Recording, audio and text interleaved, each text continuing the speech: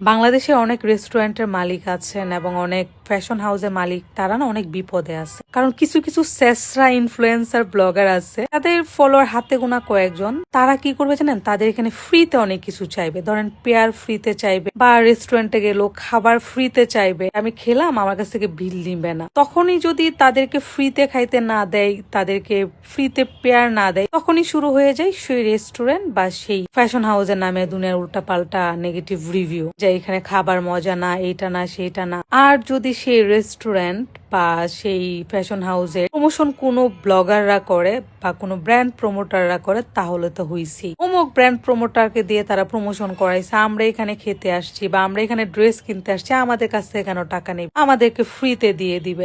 অনেক স্যাসরা influencer blogger আছে, মানে সবাই না, কিছু হাতে গোনা, তারা ফোন করে করে তোদের কাছ থেকে চায় রীতিমতো যে আমাকে দেন এটা সেটা।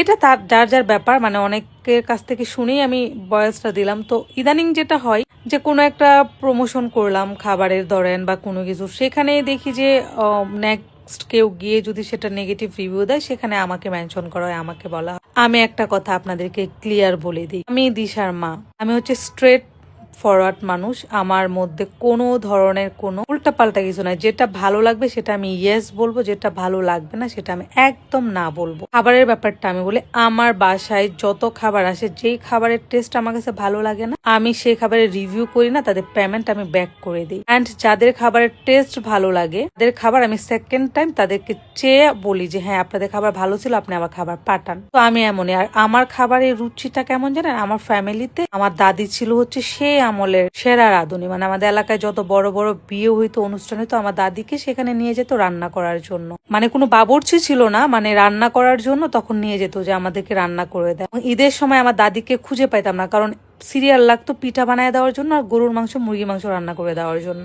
সো সেই খাবারের খেয়ে আমরা বড় হয়েছি, সেই খাবারের টেস্ট আমাদের মুখে নিয়ে বড় হয়েছি। আমার মুখে কোনো খাবারের টেস্ট আনা মানে অনেক কিছু। আমি নর্মালি হচ্ছে সব খাবার টেস্ট আমি ভালো বলি না, যেটা ভালো সেটাই বলি। কেউ যদি কোনো খাবার খেয়ে সেখানে নেগেটিভ রিভিউ দেয়, সেখানে আমি মেনশন করে, সেটা আসলে আমি মনে করব বোকামি। আমি একটা কথাই বলবো, অনেকে ফ্রিতে খাইতে চাই, অনেকেই ফ্রিতে খেতে চাই, যদি ফ্রিতে খাইতে না দেয়, খাবারের পরে বিল নেই, তখনই শুরু হয় সেগুলো নিয়ে নেগেটিভ রিভিউ, নেগেটিভ কন্ট্রোভার্সি। এগুলো আসলে ঠিক না। দেখেন, একটা বিজনেস প্রতিষ্ঠান যদি আপনার পার্সোনাল আক্রোশ বা আপনার ব্যক্তিগত আক্রোশের জন্য যদি আপনি একটা বিজনেস প্রতিষ্ঠানের ব্যাপারে আপনি তাদেরকে নেগেটিভ রিভিউ করেন, তাদেরকে ব্যাড কোনো কিছু তাদের বিজনেসের উপরে ফেলেন, এটা কিন্তু একদমই মানে একটা বাজে জিনিস। একটা প্রতিষ্ঠান মানে চালানো, একটা প্রতিষ্ঠানের উপর অনেকগুলা কর্মচারী থাকে, অনেকের হচ্ছে জীবন নির্বাহ করে এটা দিয়ে। আপনার ব্যক্তিগত আক্রোশের জন্য যদি একটা প্রতিষ্ঠানকে আপনি উল্টাপাল্টা মানে কথা বলেন, উল্টাপাল্টা রিভিউ দেন, মানে আপনার পার্সোনাল ব্যক্তিগত আক্রোশের জন্য ফ্রি খেতে না পেরে,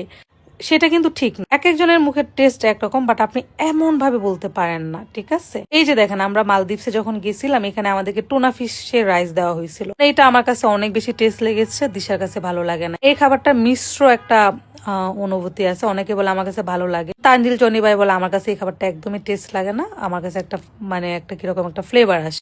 আর বাপ্পি বলছে ওর কাছে ভালো লাগছে, আমার কাছেও ভালো লাগছে, দিশার কাছে ভালো লাগে না। এখন সব খাবারের টেস্ট যে সবার কাছে ভালো লাগবে এরকম না। সেটার জন্য আপনি একদম পুরো একটা প্রতিষ্ঠানকে যে একদম নেগেটিভ ভাবে প্রেজেন্ট করবেন, এটা কিন্তু ঠিক না। কোন একটা ফ্যাশন হাউসে আপনি ড্রেস চাইলেন, তারা ড্রেস আপনাকে ফ্রিতে দিল না। আপনার যদি যোগ্যতা থাকে, আপনি যদি সেই অ্যাবিলিটি বা আপনার যদি সেই ধরনের থাকে, তাহলে আপনাকে তারাই খুঁজে বের করবে। দেখেন, আর কোনো ফ্যাশন হাউস বলেন, কোনো রেস্টুরেন্ট বলেন, তারা বেনিফিট ছাড়া কিছুই করবে না। আপনাকে দিয়ে যদি তারা একটা ড্রেস শুট করায়, সেটা দিয়ে যদি তাদের সেল না হয়, সেকেন্ড টাইম আপনাকে দিবে না। সেকেন্ড টাইম কোনো একটা ফ্যাশন হাউস আপনাকে ড্রেস দেওয়া মানে আপনাকে সেকেন্ড টাইম ডাকা, মানে আপনাকে দিয়ে তারা বেনিফিটেড, সেই জন্য সেকেন্ড টাইম ডাকে। আর আলহামদুলিল্লাহ, দিশার আমি কাজ করি রিপিট। যেমন একটা ফ্যাশন হাউসে কাজ করলাম, দেখা গেছে এই ফ্যাশন হাউসের কাজ আরো 10-12 বার করা হয়েছে। অবশ্যই তাদের বেনিফিট ছাড়া তারা second time, third time, fourth time করাবে না। সো আমার কথা এটাই ভাই, আপনার মানে ব্যক্তিগত আক্রোশের জন্য মানে এই ধরনের কাজ থেকে আপনারা যারা স্যাসরা ইনফ্লুয়েন্সার ব্লগার আছেন না, কিছু অল্প কোনো ফ্যান ফলোয়ার্স নাই, নিজেকে অনেক বড়